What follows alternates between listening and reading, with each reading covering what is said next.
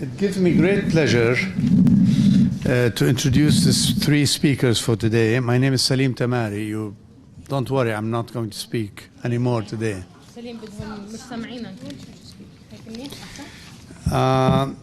The first speaker is, I'm going to introduce the three speakers and then we will have a discussion at the end. Anaheed Al-Hardan is Assistant Professor of Sociology at the American University of Beirut. Her research, we're celebrating the launching of her book today. Her research on right of return movements, activism, critical research methods in Palestinian studies, and Palestinian intellectual history has appeared in the Journal of Palestine Studies, Qualitative Inquiry and Comparative Studies of South Asia, Africa, and the Middle East. She is the author of the book we are reviewing today, Palestinians in Syria, Nakba Memoirs of Shattered Communities, published most recently by Columbia University Press. She is currently undertaking a new research project on Arab decolonial theory within the context of South-South philosophies of liberation and decolonization. The second speaker is Don Chatty, Emeritus University Professor of Anthropology and Forced Migration, and former director of the Refugee Studies Center at the University of Oxford. Her most recent books include Dispossession of Displacement in the Modern Middle East, Dispossession of Forced Migration in the Middle East and North Africa, Deterritorialized Youth, Sahrawi and African Refugees at the Margins of the Middle East, and Children of Palestine Experiencing Forced Migration in the Middle East.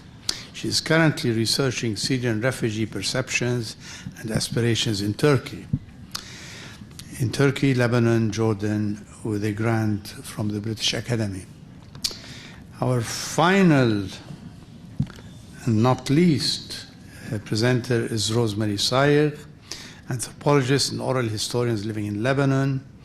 Her work has focused on Palestinian refugees in Lebanon in segments of historic Palestine. She is the author of Palestinians from Peasants to Revolutionaries, which is a classic work now. Too Many Enemies, The Palestinian Experience in Lebanon, and the ebook Voices of Palestinian Women Narrate Displacement. Rosemary forgot to mention her most recent book, which we discussed earlier, Yusuf Sayigh, Arab Economist, Palestinian Patriot, which is published by AZ Press quite recently. So we start by Anaheed Al-Hardan's presentation.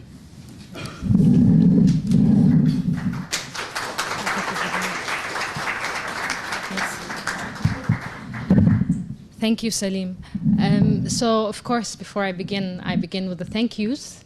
And the thank yous really go to the Center for Arab and Middle Eastern Studies, particularly Walid Hasboun and Ali Saadi for their support and their co-sponsorship of this panel, as well as the Palestinian Oral History Archive at the Issam Fares Institute, in particular Manar Flefel, who I'm not sure is here anymore, but these are kind of the people who made this panel possible, as well as the panelists who are here. Thank you very much for coming to discuss my book today. And of course, you in the audience, thank you as well. So what I'm going to do is I'm going to provide a kind of very brief outline of the book, some of the main kind of contributions that it makes, and some of the arguments that it makes in relation to the Nakba in particular. And then I'll sum up by talking about the Nakba in relation to the current war in Syria. And then I'll move on and give the floor to my co-panelists who will be talking about the book from different angles. So if I had to sum up the main question that this book poses, it's the question of what is the Nakba? And this seems like a fairly common sense question, right? So most of us here, unless we're closet Zionists, and I think none of us are, we know that the Nakba is about the establishment of the State of Israel in Palestine and the kind of mass forcible dispossession, uprooting of the major part of Palestinian society in 1948. So in terms of the areas that was conquered, that's kind of 4/5 of Palestinian society, and in terms of British ruled Palestine. That's half of Palestinian society. And when we think of the Nakba in this way, we're actually thinking about a very contemporary, I argue in this book, understanding of 1948. It's not necessarily that it's not true, it's just that it's one of the meanings of 1948. So in a way, the answer that I pose to the question is counterintuitive, right? I do not begin from the assumption that this is the meaning of 1948.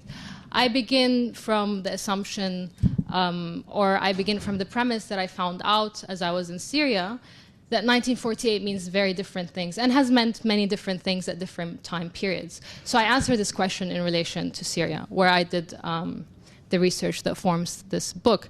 And why is it counterintuitive? So it's because actually when you look at the first years after 1948, and you look at the ways in which 1948 was conceptualized, articulated, particularly in Arab nationalist discourse, it wasn't necessarily understood as the catastrophe to the Palestinian people of the establishment of the State of Israel. So when the late Constantin Zrek was writing about the Nakba, he was talking about the catastrophe to the Arab nation, to the becoming of the Arab nation in the political sense. So within the first 20 years, the Nakba arguably existed within this Arab universe of discourse, right? So something kind of today we do not necessarily associate with it anymore. Today we understand it within particularly Palestinian universe of discourse. And then the second thing is that it was really only after 1967 and the defeat of Jamal Abdel Nasser in particular that this Arab universe of discourse on 1948 disappears from the literature, and most Arab nationalists then become fixated with the so-called revolution, the Palestinian revolution. And it was really until the 80s, which coincides with the PLO and leaving Lebanon, that you have this kind of Palestinian turn to the Palestinian past, in which it was a matter of recovering the Palestine that was lost as a result of the Nakba. So the 500 plus villages, the cities, the towns, and in which you have the beginnings of the more contemporary, what I call Palestinian universe of discourse around the Nakba that we today associate with the catastrophe, with 1948. And within that kind of universe of discourse, within the context of 1993 and the Palestine-Israeli Oslo Accords, you had in many different Palestinian refugee communities, but in particular in Syria, you had an increasing feeling among community members and refugee activists that there was an increasing threat to the right of return, to the homeland that was being invoked in the 1980s, these villages that were being memorialized. And so you had an effort to mobilize in the community around memory. So memory becomes political, and around the Nakba in particular. And I think through these community-based activist efforts, the Nakba then becomes even further this kind of this kind of marker, this one big event that marks the destruction of the people, and that needs to be ratified through the imperative to remember, because this is about memory, but also through, of course, the implementation of the right of return. And then within that context, at the same time, you have social memories, which circulate in Palestinian refugee communities. And within the context of Syria, the way people remember an event which has retrospectively gained very important nationalist significations, which is also traumatic and deeply personal and familial, doesn't necessarily reinforce these understandings, right? It's not a party line understanding of 1948, because the work of memory, when we understand it socially, is quite messy. It responds to present-day events, to different discourses that are going on. I mean, people are aware of the nationalist meanings of 1948 today in various Palestinian discourses, but it's not necessarily the way people recollect it. So in terms of the social memories of the Nakba, I conducted 3-generation interviews with the generation of Palestine, so people who left Palestine in 1948, and with what I call the post-Palestine generation, so people who grew up in exile, first, either born in Palestine, but then kind of spent most of their adult life in Syria, or really came of age to parents who were already born in Syria. And I was quite struck by the way in which the post-Palestine generation, especially the kind of third generation, post-Oslo generation, when we discussed the narration and transmission of memories in the home, it wasn't necessarily 1948 that was portrayed as, you know, the driver of how memories were narrated and transmitted, because that's not how survivors of these kind of events necessarily recollect. They don't recollect points of trauma necessarily, they recollect what was deprived as a result of these traumas. So it was about Palestine, about these villages, these towns that then become Palestine in the post-Palestine generation imaginations. And in terms of the generation of Palestine themselves, recollecting memories of 1948, 60 years later, meant that they had to negotiate these different meanings of the Nakba, right? So they were aware of the increased value and importance placed on their memory, that you have to remember to return, you have to remember because you have a threat to the right of return, the Oslo Accords. But at the same time, they were aware that there were certain impulses to blame them for leaving Palestine, whether from family members, especially family members. Also in early nationalist discourses, the generation of defeat was important and so forth. So they had to kind of recollect against these different meanings and significations. So you end up with a picture of the Nakbas that are not necessarily coherent, necessarily, that are contested, that are contradictory, that really speak to the work of memory. And so is it with the post-Palestine generations. How they make meaning of 1948 is again mediated by all these things. And I think one of the important, being in Syria and kind of trying to understand the meanings of the Nakba through these different layers, one of the important ways in which it made itself most present was the way in which these communities that were true communities of Palestine expelled in 1948, but very much of Syria 6 decades later, and the way in which they themselves embodied 1948 as communities that were constructed around a certain loss, around a certain memory, and the way in which they made meaning of their spatial and temporal reference in relation to 1948. So to argue that signifiers of the national past are necessarily historical and contingent is not really a kind of radical proposition, actually, and it's not novel in terms of the literature out there. But it's very striking that when one looks at the increasingly emerging literature on 1948, the Nakba memories over the past 10 years, the meanings of 1948 as embodied in certain nationalist understandings. I mean, I use nationalist hesitatingly because we're talking about, patriotic in Arabic rather than nationalist. And I try to distinguish between Arab nationalism and Palestinian patriotism as a kind of footnote. But the point is that, these meanings are often taken for granted. So in a way, these studies tend to replicate these meanings. And this is, I think, one of the main pitfalls of the Palestinian memory boom over the past 2 decades. And we kind of started touching on it earlier in Rosemary's panel, and we can talk about it a little bit more. The other issue that's kind of touched upon a more meta contribution really is in relation to memory studies. So as most of you, I'm sure, know, during kind of the 1980s, there were these German debates about the German past in relation to the Nazi era, European Jewish Holocaust memory. You had the collapse of the Soviet Union, and you had the rise of competing nationalisms in Europe, and this led to a preoccupation with memory. Now, in this literature, most memories of the past that are taken up are case studies, are in relation to Europe. So it's a very Eurocentric literature. The literature in general, I think, as Rosemary has argued recently in one of her articles in the Journal of Palestine Studies in 2013 on Nakba and trauma, it doesn't take up memories in colonized societies, either continue to be colonized and have experienced some kind of national trauma as a result of colonialism, or post-colonial societies.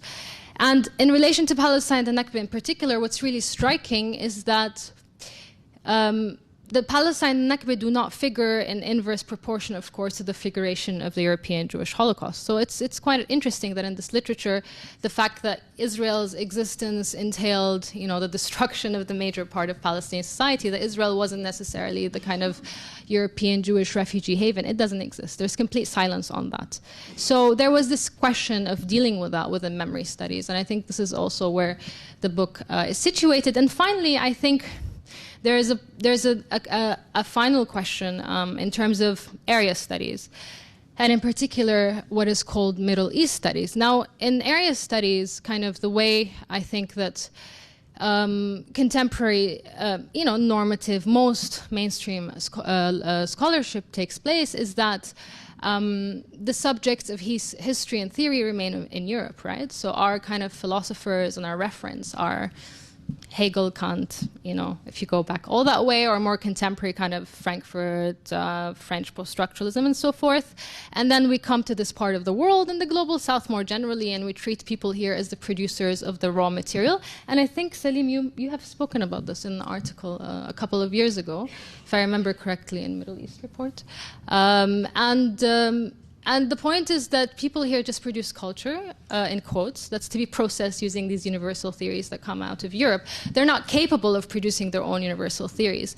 And one thing that this book does is it speaks to these kind of essentially colonial structures of knowledge production, because it treats Palestinians and Arabs as producers of history and theory. The Nakba did exist, has had a 7-decade-old universe of discourse. It thinks with these scholars rather than produces a book about them in a way.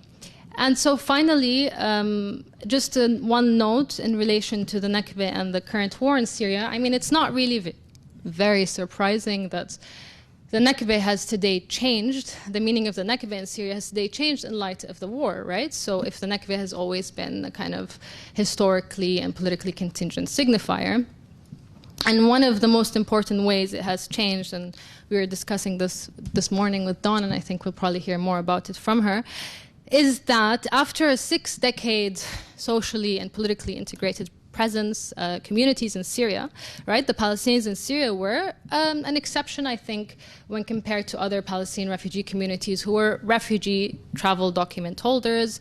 They were Syrian in all but name, really. I mean, they also had to serve in the military. If there were men over the age of 18, they just couldn't vote. They didn't have the nationality. So after a kind of this 6-decade-old exceptional presence, very much integrated, very much part of the fabric of Syrian society, you have generations of Palestinians who are experiencing violence, displacement for the very first time, and a lot of the ways in which these post-Palestine generations, because as Rosemary mentioned, most of the generation of Palestine is now sadly gone, most of the way in which they're kind of reflecting on these issues is to talk about the catastrophe of today in Syria being, far exceeding what happened in 1948. And this is not really to make a judgment on whether this is true or not, but to try to understand the experiences of this particular generation and this particular community and what is it experiencing in Syria. And the other issue, of course, is that while the book was really supposed to be a sociology of memory of the Nakba in Syria, it has also sadly become a kind of social history, a snapshot into what Palestinian Syrian refugee life was like before 2011. Because if you look at some of the reports coming out from activists in Europe and on the ground, estimates like 1 in every 5 member of this community is now either in Europe or Lebanon or Turkey or whatever. So that's really speaking to a shattering of a community. And these are very low estimates, right? I mean, we still don't know the real numbers, and the war is ongoing. And finally, just to end, I just want to point out that, the catastrophe of 1948 is not, for Palestinians in Syria, is not just an event of the past. Clearly, it's, this kind of displacement, this ongoing displacement, ongoing, inability to exercise their right of return and so forth, all doors being closed in their face. I mean, initially, they were welcomed here, then they weren't welcomed here. The Syrians were welcomed here, and the Palestinians from Syria weren't welcomed here. Now no one's welcomed here. But this kind of, this constant in the Palestinian refugee experience, it's happening now. And it's just not memory and history. Thank you.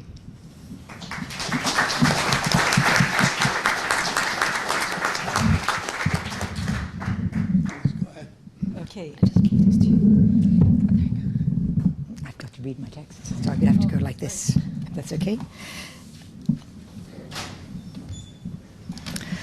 Well, I think Anaheed's presentation was extremely well situated in both Western theory and the contribution that the region has also made to certainly post-colonial theory in anthropology and perhaps in sociology.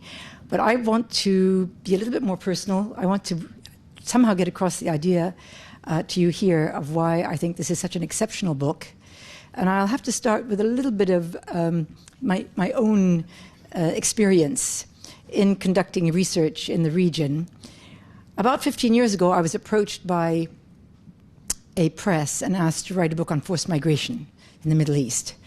And I kind of rolled my eyes and thought, sorry to say this, oh, not another book on Palestinians.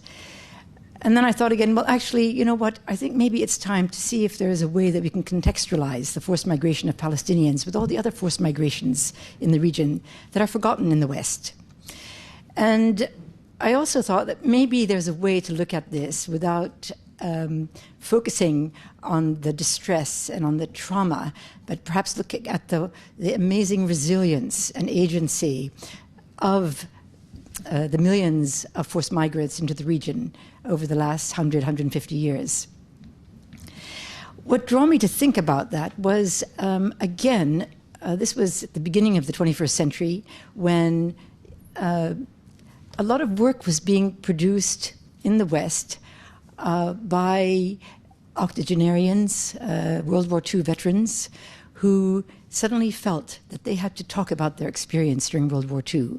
They'd kept silent for 60, 70 years, and now, perhaps as their short-term memory was fading, they somehow found a way to get their long-term memory down on paper or in a tape recorder. And there were a huge number of books that emerged of that memory. And I thought, well, maybe it's time to go back and try and interview the oldest surviving members of groups who had been forced into the region, or at least their children. And so I came and started conducting interviews with Palestinians, those many who had fled in the 1930s, but also from 1948, with Armenians, survivors, with the Kurds who had fled Turkey in the 1920s, and also with Kosovar Albanians and some of the Circassians who came between the turn of the century and 1920, before their homelands became part of the Soviet Union. And I use this as a backdrop because it's that long-term memory which really I found impressive in the way that Anaheed was able to document the memory of the first generation, who she called the guardians. And on top of that, again coming out of anthropological ideas, theories of how relations within a family work, I was really struck by the way in which the third generation had a great deal of sympathy and time for the first generation, the guardian. Somehow the second generation gets a little bit lost. So again, it was the narratives of the oldest surviving generation of Palestinians in Syria and the youngest that I found the most impressive. Of course, her book is about the Nakba, the catastrophe of 1948, and the ways in which it's remembered, and the multiple meanings that it has to Palestinians specifically, but also to Arabs in general. And I thought that was really quite impressive. It was this critical study of the memories and the meanings of the Nakba to the first, the second, and the third generation of Palestinian refugees in Syria. I think it was exceptionally important and timely, even more timely than I think Anaheed anticipated.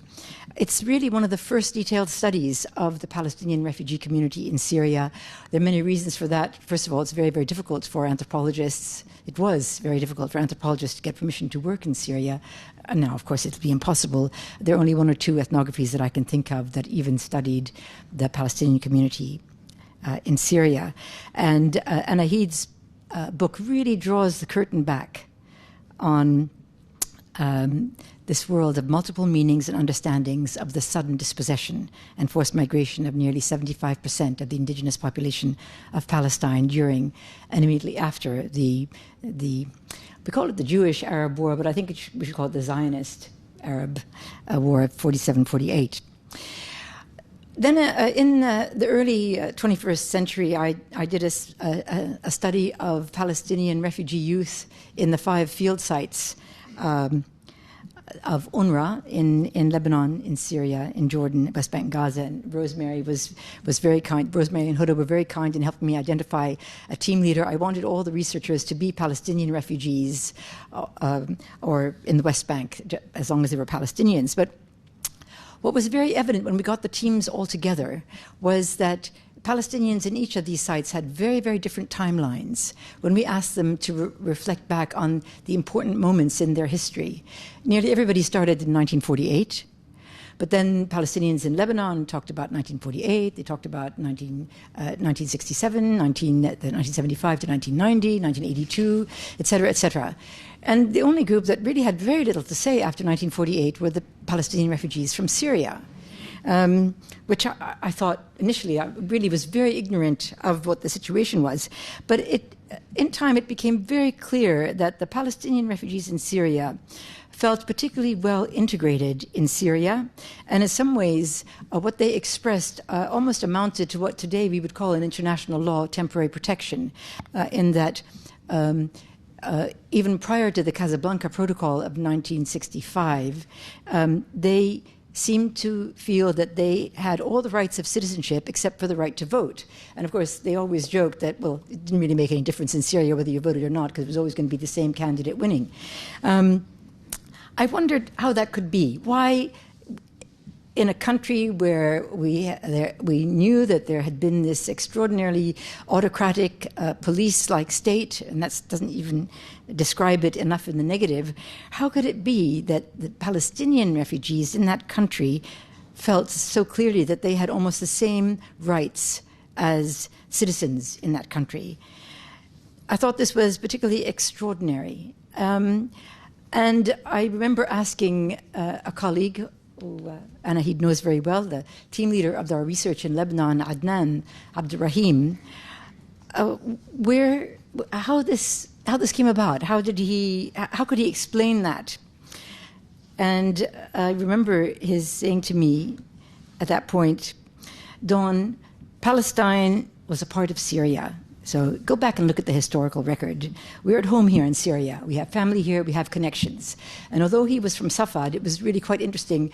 His accent was really easy to understand, and some of the other Palestinian accents weren't. There was some kind of a link that he was suggesting I go back to.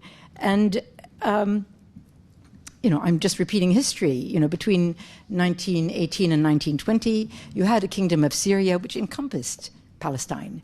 The Hussein McMahon correspondence that talked about the Arab nation included Palestine, although there were a lot of lines drawn on maps and nobody was really clear, what coastal cities were excluded. Some said that from Acre to Antioch were excluded, but everything else was meant to be part of this Arab state. That the British, in their McMahon correspondence after their defeat at Gallipoli, were determined to bring the Arabs into the war. And so they set out this one secret agreement.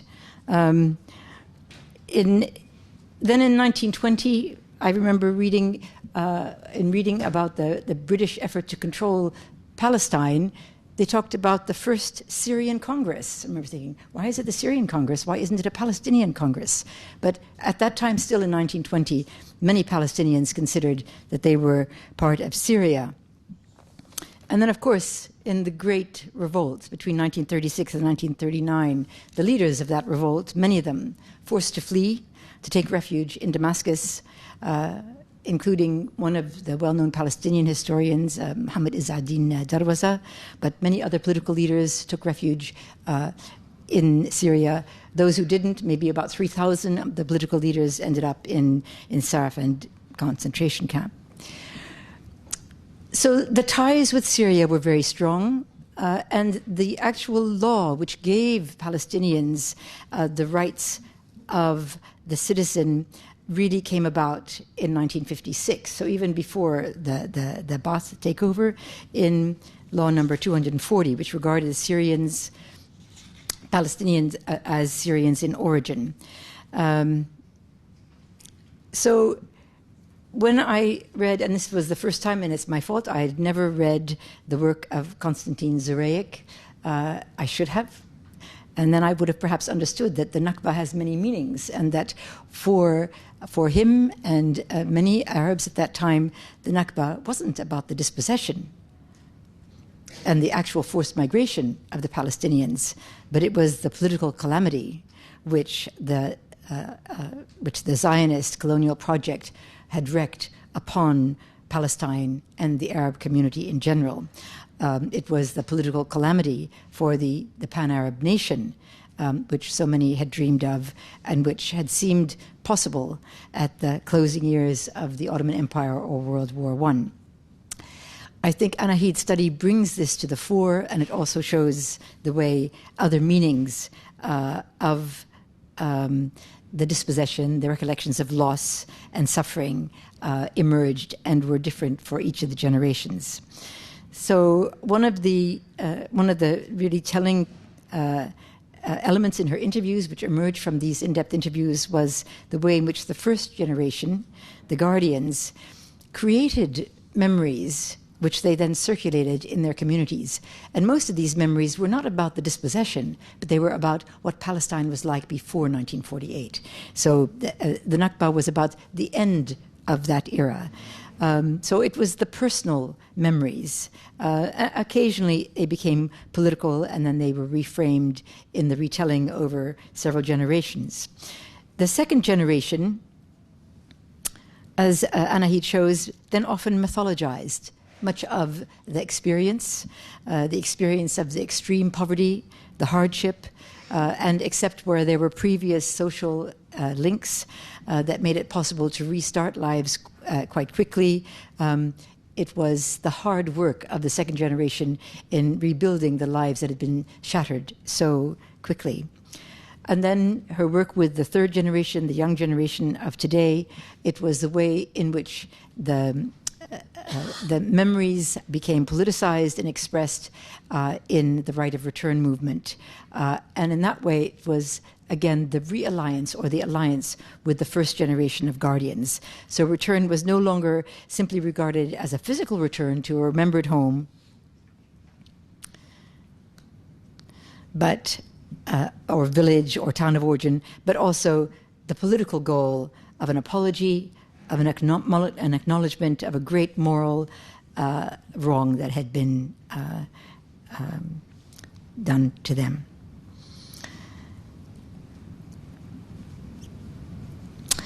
Thus, Anaheed's book is one that I would encourage everyone to read.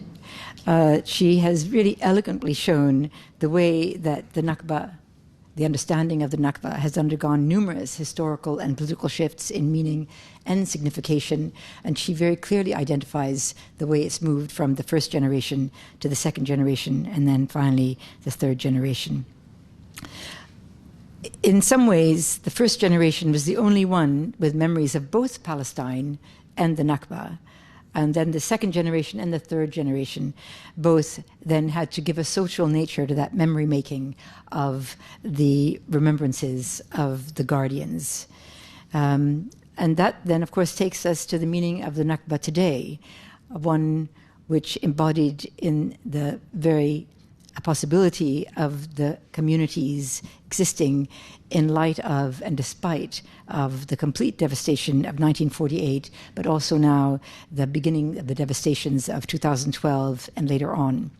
And of course, Anaheed ends her book with the statement, "Only time will tell what is to become of the larger Palestinian refugee communities now." So I think I'll stop here and hand over to Rosemary. Thank you.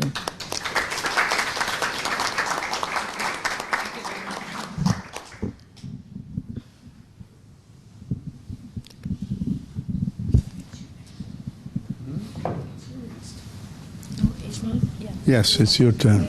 Right. I'd like to begin by noting that though much has been written about the Nakba, the full degree of Palestinian loss and suffering as a result of the expulsions has never been comprehensively recorded. As a result, its human effects have been minimized and understanding of its objective and subjective consequences circumscribed. For example, Gilbert Ashgar, in his study of the Holocaust as viewed by the Arabs, writes that Palestinian losses were considerably less than those suffered by the Algerians in their war for independence, and do not merit comparison with those of the Jews. Such estimations are faulty in at least two ways, I think. One, they are based on records that up to now, nearly 70 years after the Nakba, are still incomplete. And two, they assume that casualties are the only criterion through which loss should be measured.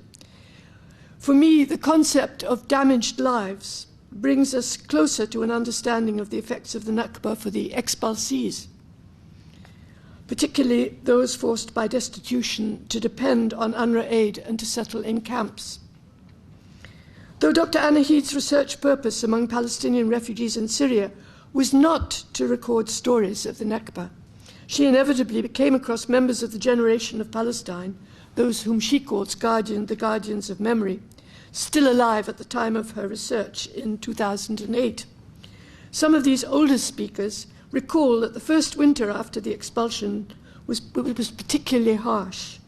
During late 1948 and early 1949, Wadi al-Raqad in the Golan Heights, through a combination of severe cold, lack of food, and the absence of any form of aid, became a site of death and suffering of expelled Palestinians that has gone completely unrecorded, except in the memory of those who survived. So many people died in Wadi al-Raqad that survivors used the phrase, "the world died," to mean the loss not just of individuals, but of a community. Survivors recall the conditions in Wadi al-Raqad in this way: "By God, the lice ate people's hair, the lice, the lice. When we first fled in 1948, they put us in Wadi al-Tin," this was a village above Wadi al-Raqad. "Many people died from the severe winter weather and the dirt and the cold and the hunger, the dirt and the cold. Do you understand me? There were no health services, none at all. Old and young died, by God, yes. This is in 1948. And at the beginning of 1949, winter came. In this valley that I'm telling you about, there was no water, no firewood. There were no services at all, even no food and water. The people died. I swear to you that they couldn't keep up with burying the dead during the day, given how many people died." Wadi al-Raqad appears newly through through Anaheed's research as death zone for expelled Palestinians. Its absence from official records, whether of host state, humanitarian organization, or Palestinian national institution, suggests that attempts to assess Nakba losses are still actually far from complete. Indeed, this newly recorded fragment of Palestinian history reminds us of others that have been still unrecorded, only to be brought to light through individual discovery or through accident. For instance, just this week, 6 mass graves of Palestinians killed in 1948 were discovered in Jaffa, near Jaffa. The Khan Yunis massacre of 1956 was unknown outside Gaza until Joe Sacco wrote his footnotes in Gaza in 2009. And it was not until 2014 that Salman Abu Sitti and Dari Rampal published details of the concentration camps that Israel established during 1948, where civilians were held as well as members of the Arab armies, completely, of course, contrary to the Geneva Conventions. With Yusuf Said. Yes. The military and legal moves, I mean, one more instance of how history that happened a long time ago is coming to light now, or recently. The military and legal moves that Israel took to prevent expulsees from returning to their villages were not actually researched and published until Nadira Shalbub Kavokian recorded with survivors in the years 2012, 2013. I mean, very, very recently. And then, I mean, I'm sure there's lots of other things that will come up in this way accidentally. And what this means is that Palestinian history is being accumulated incrementally and episodically. I mean, in separate sites and by different agents, quite contrary to the centralized, linear, and developmental model of most national histories. I mean, it's a history that is being put together in different areas without a sort of central archiving system through sort of individual or local accidental discoveries.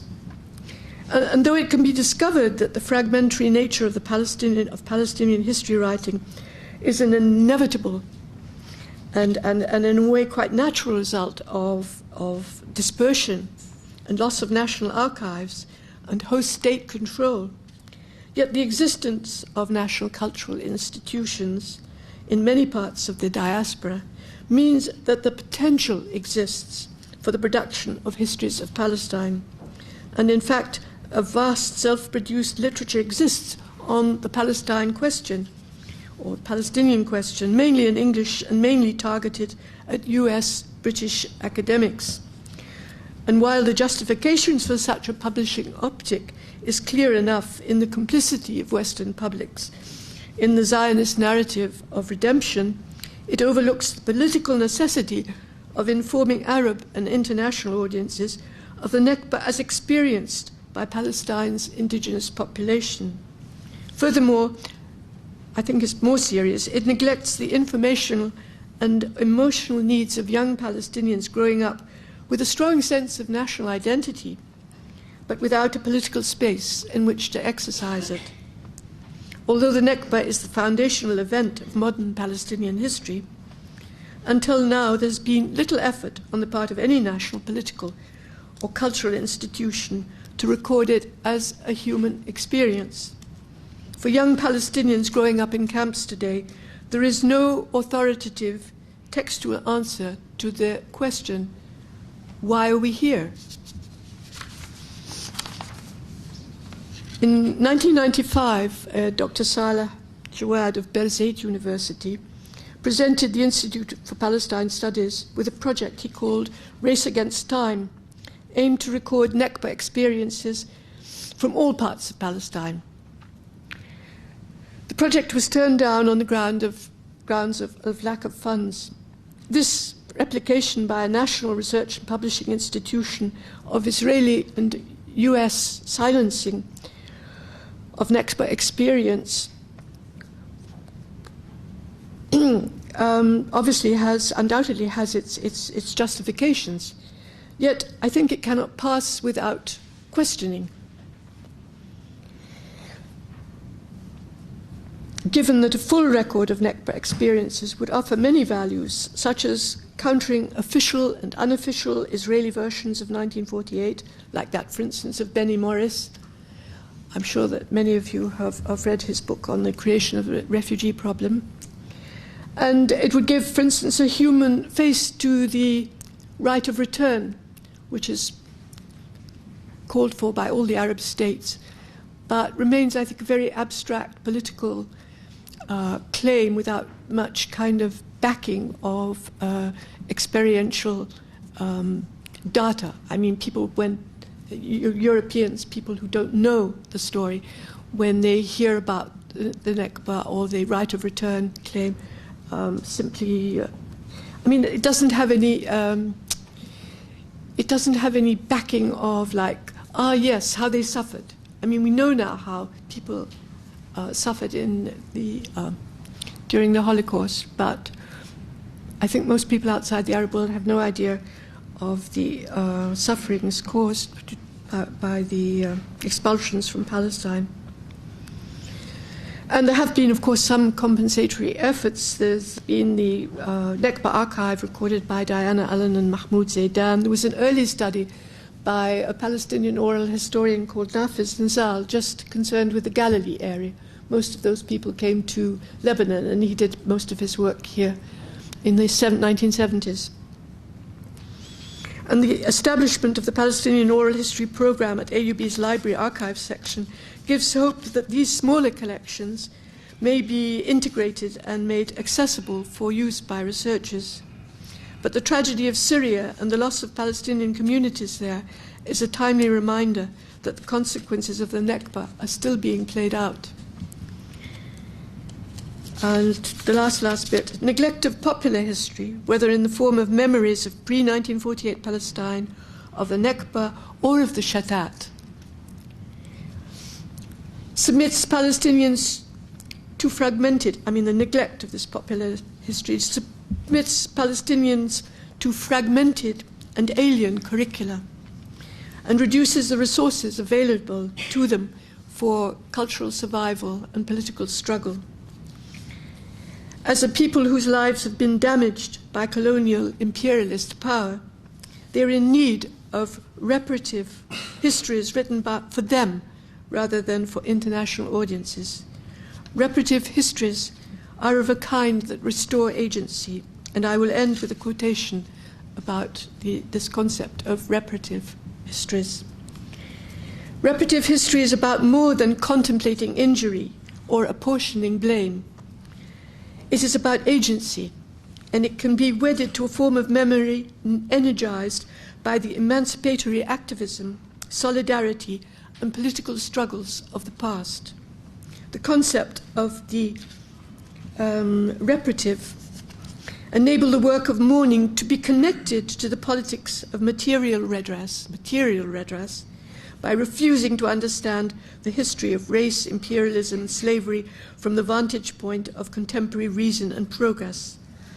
The point here is to excavate histories of resistance, solidarity, and collectivity as vital for the now. Reparative history is concerned with grievance as a starting point of politics, with no easy relation to a restorative project, but recognizing grievance and rage as the agents of history. Anger, claims.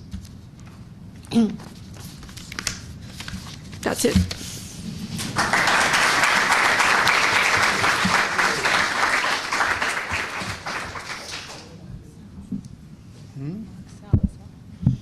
ساعة معنا كلنا ساعة ساعة yeah. Thank you, Rosemary, and thanks to all of you. Rage and anger as agents of history. Maybe this will invite some rage from the audience to make interventions. I started by doing individual responses to the speakers. Then I realized this would be counterproductive. So what I did is I wrote a series of general questions where I thought some of them are common to the three speakers and some are peculiar to the text itself of the book. And then I'll not speak too much, but I'll raise some of these questions and maybe invite you to react to them as well as the speakers.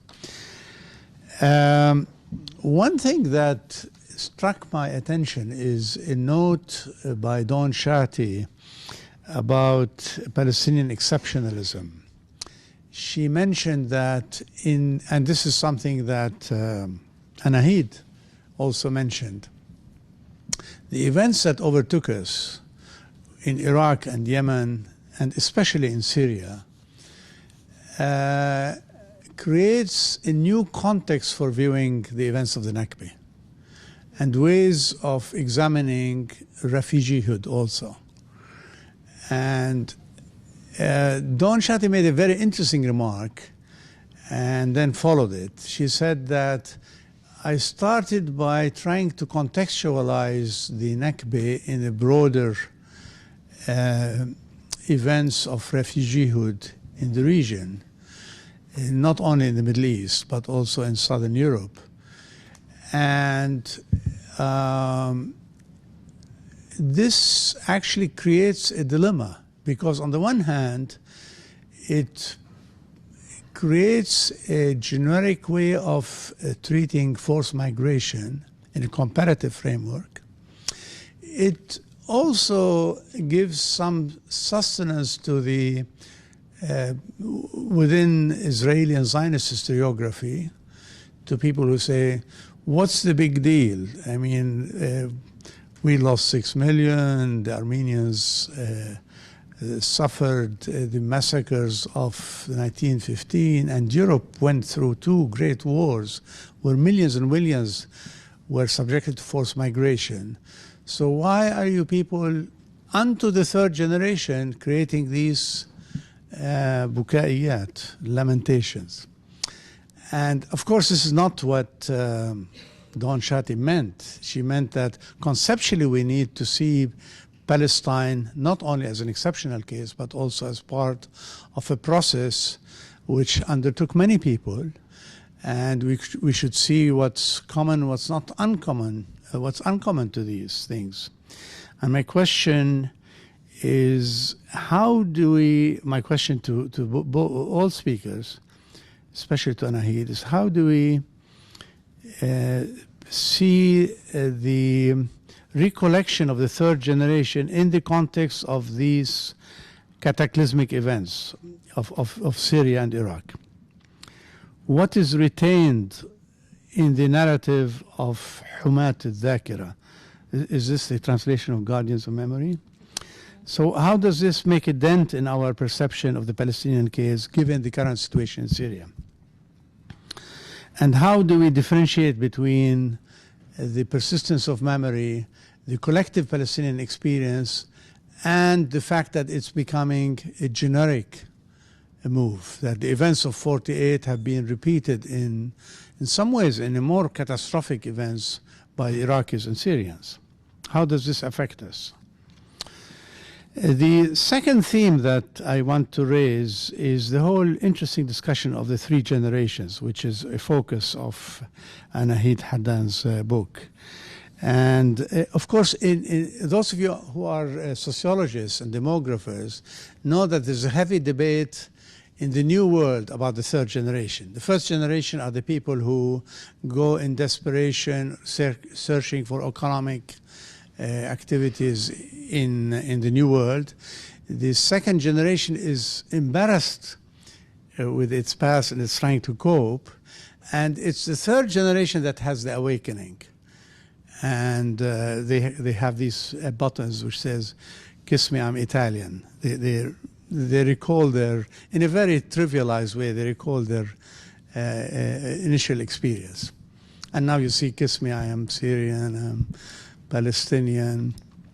I'm not sure Pakistanis would have that button, but the idea is that this new world experience is being discussed here in a completely different context. But what is common to these 3 generation cycles is that the 2nd generation is trying to cope, and the 3rd generation reawakens. But why does it reawaken? And this is a question for Anaheed. Is it because the movement itself has been energized by events following resistance activity after the first Intifada, dispersal of the Palestinians, reconvening of the returnees after the Oslo Agreement, formation of the Palestinian Authority, the failure of the Palestinian experience or the Palestinian statehood in Palestine? Has this political external factors been a factor reawakening, or is it a cyclical thing that has to do with escape from the 2nd generation trying to adapt to the conditions? Why? How do you explain this reawakening of the 3rd generation? And the 3rd point, which is, I suppose, methodological, raised by Rosemary, concerns the decentralization of research and decentralization of conception of Palestine. It seems that you are saying, I'm not sure, that unfortunately we do not have a central organ of recording collective memories, and therefore there's no national history. As a result, you have disparate experiences of many places trying to do with ethnographic studies, recording oral history, and so on. And the question, I mean, this is true not only of people lacking a central government, it's true of segmented society like Lebanon, which do not have a national history because there's no consensus on national history. And my question is this bad? I mean, it may be a blessing in disguise that we have these many trends reconstructing memory and examining the past without the aegis of an official Orthodox central state directing this. Could be a good thing in disguise. And I'm not sure if that's what you meant, but it's a question for you to clarify. So with this, with these points of reflection, I would raise the. Do you want to respond to these points, and then we open it to the public? Is that? Yeah, should we do that? Yeah. Okay. All right. Should I begin? I'll begin, I guess. I just need the other microphone as well.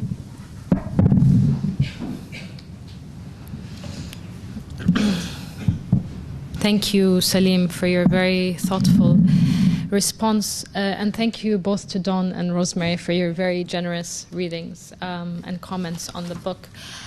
I think I'll talk to two issues you raised. So the first one is in relation to how do we understand the current situation, Palestinian situation, in relation to what's happening in the region in terms of Iraq and Syria. Palestine is no longer an exception, and so forth. You know, I think one of the things that kind of really struck me when I was trying to conclude this book, which was very difficult because of what's happening in Syria, was that you know, since the kind of transformation of the Palestinian liberation movement, at least since the 70s with the Stages program and so forth, you know, Palestinian thinking about the Palestinian issue has been driven by a kind of logic of recognition. We want the world to recognize what has been done to us. We want the world to recognize our right of return. We want the world, and rightly so. I mean, this is the main problem. I think this also addresses the issue of are we flattening out what happened to Palestinians by kind of putting them, you know, alongside other forced migrations that have been recognized by the world. I mean, this is the main difference when you talk about Palestinian refugees in 1948 and European Jewish refugees. You have refugees who are at the center of the post-World War II political order that's recognized by everyone and so forth, and then those who aren't. But anyway, to go back to my point and not to digress so much. So we've been driven, I think, by this logic of recognition. And I think what's happening now is clearly something beyond just Palestine, in a way. I mean, we were talking earlier about borders, about, you know, Yusuf Sayigh, and thinking beyond, you know, is he Syrian? Is he Palestinian? He comes here, becomes a Palestinian refugee with a Syrian passport, and so forth. And this is interesting for me because really the question is no longer just about recognition, it's the question about these borders. Like the question, and I think increasingly this is the issue that's becoming important to me, and that became important to me as I kind of progressed writing this conclusion, is that how do we get out of this logic of recognition? Because when you ask for recognition, you're automatically empowering the person who has more power to refuse this recognition, which has been Israel for the past 70 years. And as a matter of fact, Palestinian refugee communities have been devastated. In Lebanon, we saw it. In Kuwait, we saw it. In Iraq in 2003, and now in Syria. And so how do we get out of this? And how do we get out of this within the context of the Arab region? And for me, this is a question of borders and rethinking the nation-state order that we have been left with, you know? I mean, you may say, hey, this is easy, you know? We never had proper nation-states. Now you're thinking, let's get out of this thinking. But I think that's one possible response to you and to thinking further. And just a quick point about cycles. I mean, I didn't really think about them as cycles because a lot of the, and I'm assuming that your question was more directed about the kind of activists who, in the wake of 1993, mobilized memories and tried to reawaken these memories in their communities and to mobilize around the threat to the right of return by the Palestinian Authority in the West Bank. I didn't think about them as cycles because a lot of the activists involved in this movement were former people formerly involved with the Palestinian Revolution and the Palestinian factions. So I didn't really situate them generationally in that way. So I wouldn't necessarily say that it was like an awakening as such. I think it was really a response, a political response to a pretty politically depressing situation. I mean, what do you do when you're dealing with a leadership that increasingly looks like it doesn't represent you, it doesn't care about the right of return? I mean, these were the sentiments that were shared. What do? You turn to your community. You try to mobilize. I mean, what I kept on hearing in Syria was the main way this was felt, apart from the threat to the right of return, was the retreat in the national institutions, Palestinian national institutions of Syria. I mean, granted, this is something that, of course, began with the crackdown on Fatah in the context of the Lebanese civil war, but it was even more so felt, I think, after 1993. So this was really a kind of response to this. How do you ensure that that you have generations of Palestinians who have all the rights and whatever? How do you ensure that they are still politically aware and active and so forth? So this is kind of what I would say to you. Could I just comment? Just to make sure that I wasn't being misunderstood, when I discussed my reasoning for trying to do a comparative study of forced migration in the region, I wasn't in any way trying to minimize the significance of the Palestinian forced migration, but rather it was, you could almost say it was that my cage had been shaken by the way that the international humanitarian community looked upon studies of Palestinian refugees.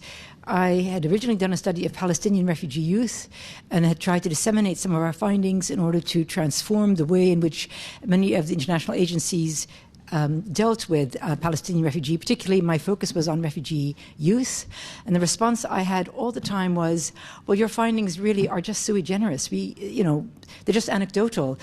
What happens for Palestinian refugee youth certainly would not be the same with other refugee youth."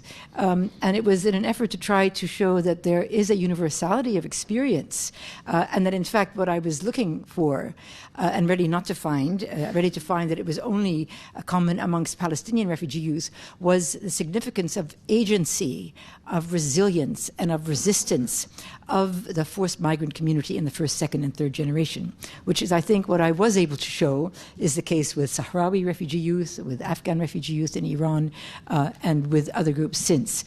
I think that the way that the Palestinian refugees have been dealt with internationally is that it's a one-off. So you've got your own agency.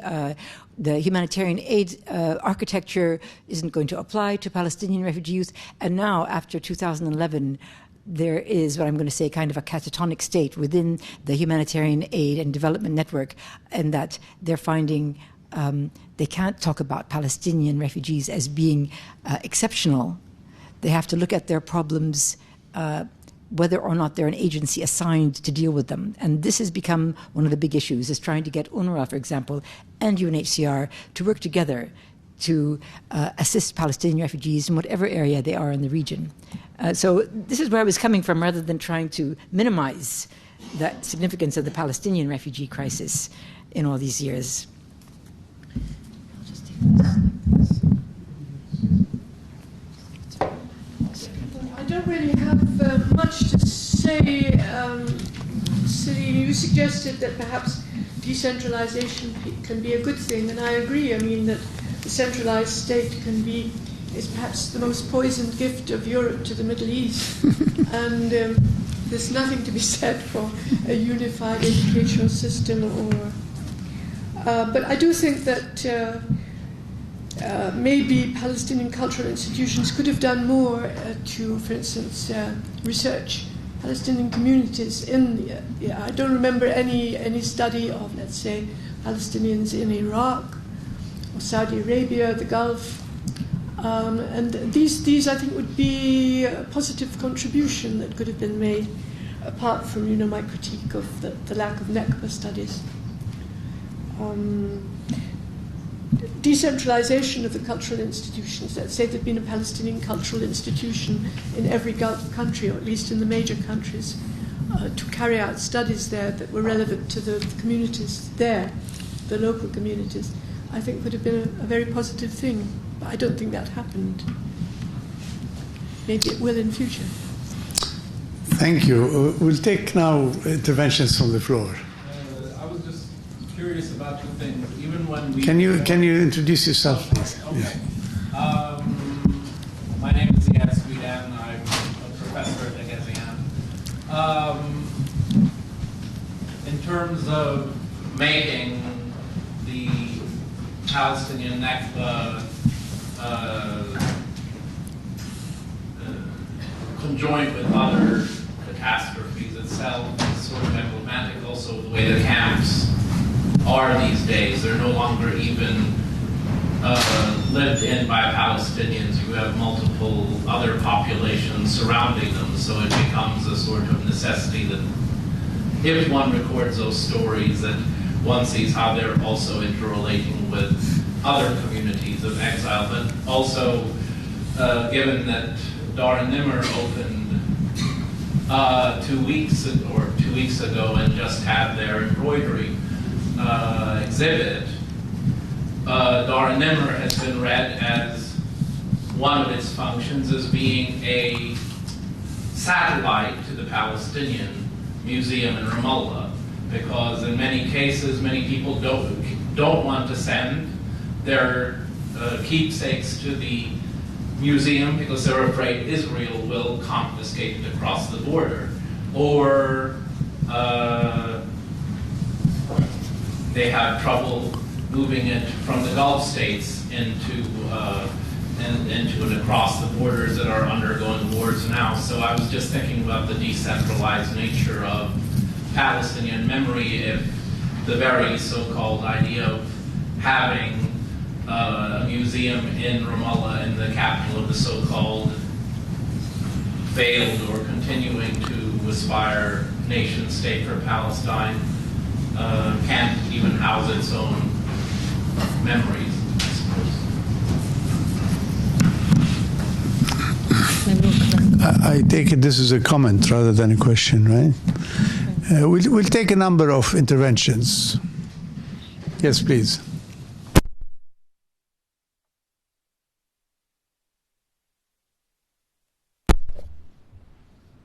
Dean Sharp, doctoral candidate at the Graduate Center in New York.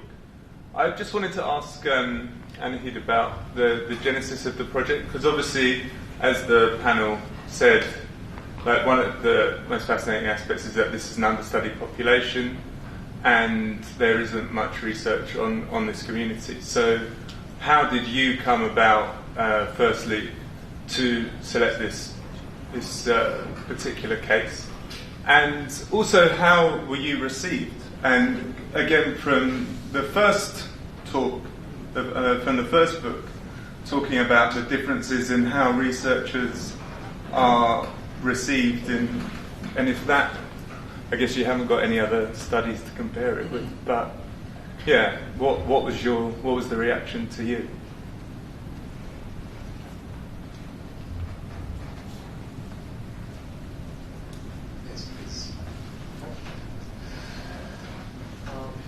My name is Shantanu and I'm a master's candidate here in Anthropology.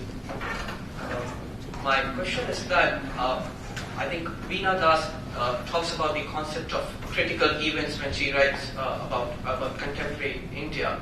So I was wondering that in your case, in the case of Palestinians in Syria, did you use a similar framework? Because she uses it in the framework of producing anthropological knowledge. So were there any such events which you used in the concept of memories, which sort of redefined the very meaning of Nakba throughout those different generations? And if that is the case, how how much of those memories were actually directly relating back to their Palestinian history, and how much of it was actually coming from them being based in Syria. Because what Veena does is that when she especially talks about communalism and partition, that the kind of one knowledge that is produced and memories that she uses says that it is very tough to separate the two, and therefore I was just wondering if you could perhaps comment a bit on that. Thank you.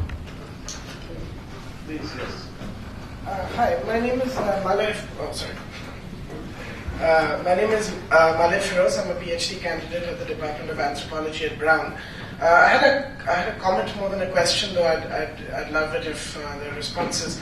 Which is that you mentioned that one of the problems of the way knowledge is organized on this field is, again, it's European theory and the people in the Middle East produce the culture. And I was wondering that I wanted to relate that to a comment made about how we are kind of in trying to contextualize the Nakba with other histories of displacement.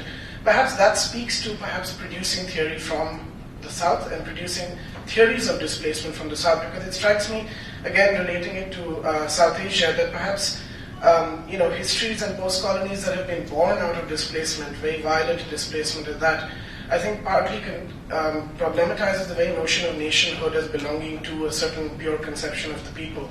And I'm wondering whether that kind of contextual understanding of post-colonial nationhood and its attendant contradictions gets at producing theory in a different vein, so that when we're looking at displacement histories, we're not simply looking at a particular pristine notion of the nation from which people have been displaced, but what nationhood itself was supposed to have meant in this context at all.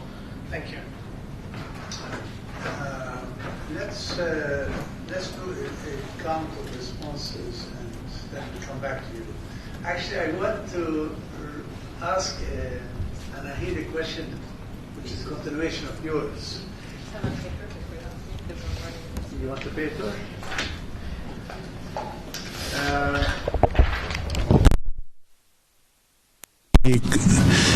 The question of nationhood in relationship to Syrian identity for Palestinians in Syria, and she made a distinction between Palestinian patriotism and pan-Arab or Arab nationalism.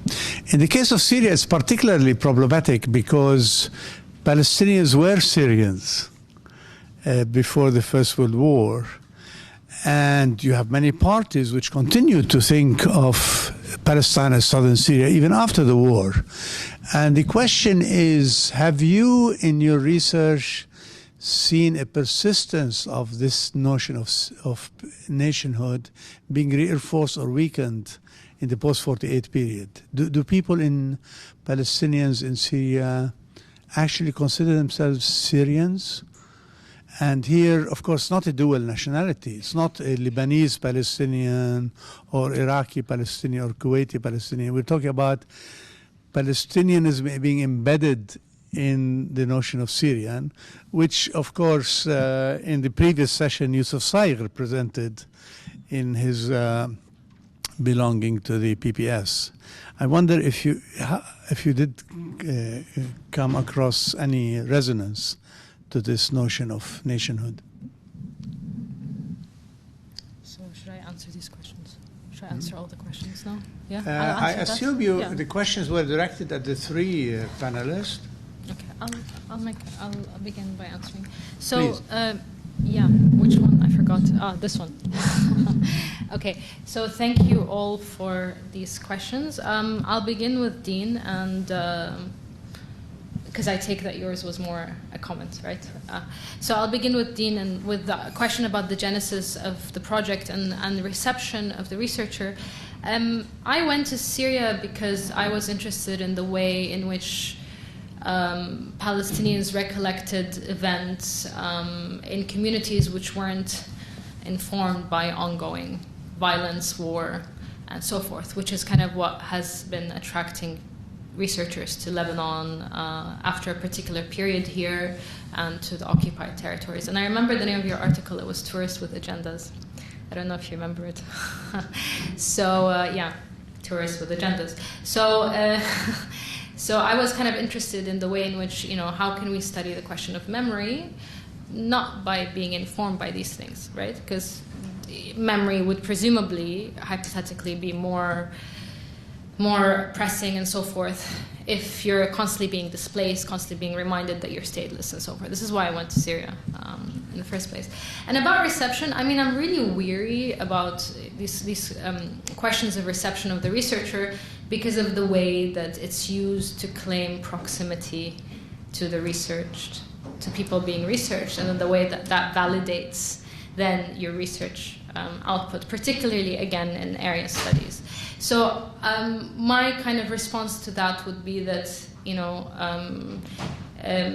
all researchers, not just me, I think, regardless of who you are, where you come from, where you're situated, you're received as an insider or as an outsider within kind of a certain set of political and historical constraints and structures. So it's up to the people to decide how to place you for their own benefit. So with me, I happened to, at the time, be living in Ireland, so people were aware of that. So, when I was spoken to, there was a part of it which addressed clearly the West that is depriving Palestinians of the right of return. Then, when that didn't suit a certain person, I was addressed as someone who was perhaps Palestinian and so forth. But I'm trying to say that these kind of relations are fluid, and they change and they shift, and they're mostly constructed in relation to power structures, to larger power structures. In relation to Shantu's question about Veena Das, and I think Rosemary can speak to this question as well, because this was one of the authors, I believe, that you addressed in your article on Nakba and trauma. The problem of experience, the problem of identity of the researcher, and what a difference it makes to people. Yeah, no, but I think the question about Veena Das, I'm just kind of trying to reread my notes about memories. Did memories redefine the Nakba, and how much was it from kind of Syria, and is it tough to separate the two? I mean, yeah, clearly I went to Syria having a preconceived notion of 1948, and I came back and that notion was changed. So how people recollected and what they made sense of it clearly defined it, for me at least. And I think, I mean, again, I said this in my presentation, I say this again, people tend to not remember like a party line memory. Memory is messy. How people remember is very messy. And the other issue is about how much of these memories are informed by the Palestinian experience and Syrian experience. I think they're informed by both, I would say, a combination of both. So the fact that Palestinians from Syria had until 2011 not experienced the kind of, communal violence that was experienced here, or the kind of Israeli settler colonial violence in the occupied territories, informed the way in which, just very simply, say third-generation Palestinian refugees felt accorded the generation that left Palestine in 1948 a lot of blame for leaving. So there was this idea of, why did you leave? How could you leave? This kind of, because of their own experience of growing up and being so far distant from these events. And now, the same generation, of course, has left Syria. So it's very interesting now in terms of how have these kind of issues changed and shifted. So yeah, there's definitely kind of a relationship between the two. And finally, in relation to the last comment, or I guess also there was a question. Oh no, that was before the last. I forgot you, Salim. Sorry about that. So that's a brilliant comment, actually. Thank you for that. So yeah, what can we learn by kind of what increasingly philosophers from the third, the global south, former colonized people, whatever way you want to frame it, call the shifting of the geography of reason. So what do we learn when we look at what happened in the partition of India, what happened in Palestine, and then we compare it to other kind of these experiences? But it's not only having a comparative framework where the frame of reference remains in Europe in terms of ideas, it's also invoking South Asian philosophers and thinkers and Arab and Palestinian philosophers of thinkers who have thought about these questions. And that's when I think we then produce something interesting, for me at least, much more than if we keep the frame of reference in relation to, how this kind of scholarship is traditionally and normatively done. So thank you for that point. And finally, Salim, in relation to the question of nationhood,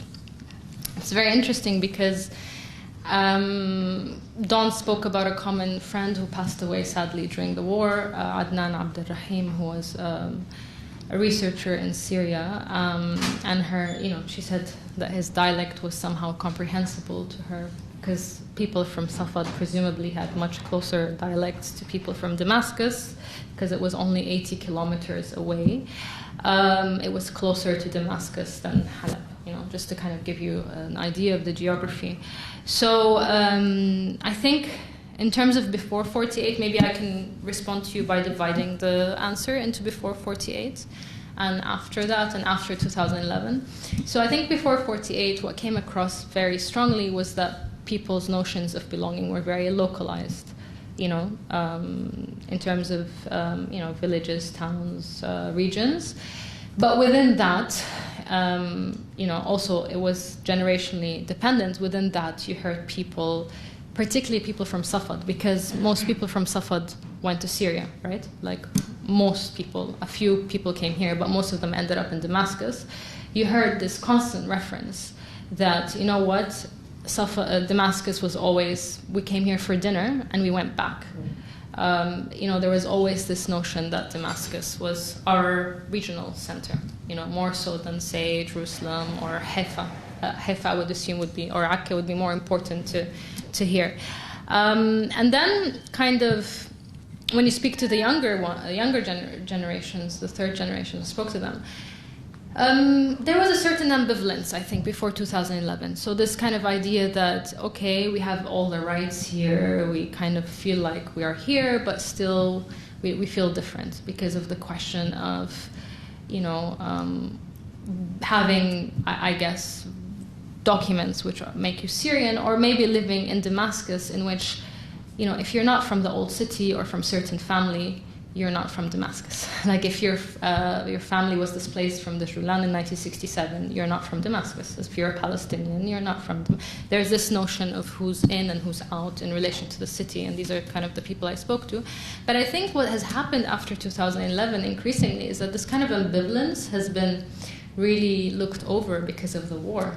And that has changed people's yearning for all that was lost. The war has made people gloss over this ambivalence. So increasingly, and again, this came up in our conversations this morning, especially the new people younger people who are experiencing this kind of war for the first time in their life, they speak about the return to Syria, right?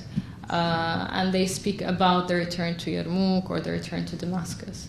So there is this sense of Palestinians, Syrians, and during the uprising, this was one of the chants, right? Palestinian Suri Wahid, like we kept on hearing it, especially when the events were coming close to Yarmouk and that part of Damascus. So, yeah. I just add a note. There are a number of interesting studies that have been conducted. I think it's actually a study of the diasporic communities of Palestinians and Kurds, and I've forgotten the third group, in Europe. But it's quite interesting. You can see in some of the early studies and reports that have come out since 2014, 2015, this kind of shifting of identity.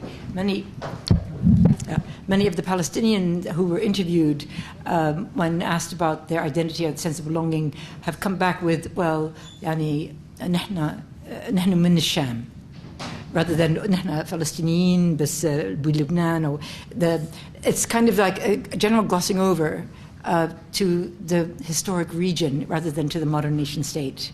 And it'll be interesting to see if these, what happens with these studies, because I think Nell Gabiam is the author of one of these studies, and we'll see what happens. Identity is always changing and shifting. Actually, when Sakakini went to New York in 1908, he used to refer to his neighborhood as made up of fellow Syrians. And fellow Syrians. I mean, he was from Jerusalem, and the fellow Syrians were Jews from Aleppo. He called these are my compatriots. So it's very interesting context. And of course, when Gibran went to Boston, again around the same period, he referred to himself as a Syrian from Mount Lebanon. Wasn't that how America categorized them? They were categorized there as everybody who came Possibly, from but I think that's how people identify themselves also. The Americans identify them as Turcos. I think there is misconception of Syria. At that time, it was Syria. Palestine was called Southern Syria. And Abu Saadi, he called it the Syrian National Party. And he was talking about the greater Syria. So Syria now, I mean, if you mean Syria now, or Palestinians are Syrians, or I think there is misconception about this concept. Palestinians are Palestinians and Syrians are Syrians. But at that time, and even during the pre-1948, too many Syrians came to Palestine for struggle or for defending against Zionism, like Azzeddin al-Qassam and Salvation Army, etc. So I think there is misconception. For example, the quotation from Adnan Abdurrahim, he was my friend. I don't think he mentioned he is Syrian now, or he feels he is Syrian. I think there is some misunderstanding or confusion about this certain issue. And the Palestinians in Syria, they feel they are living in a safe refuge. They don't feel they are not Syrians because they only have IDs. Please don't forget that the center of PLO and too many Palestinian organizations are mainly in Syria till now.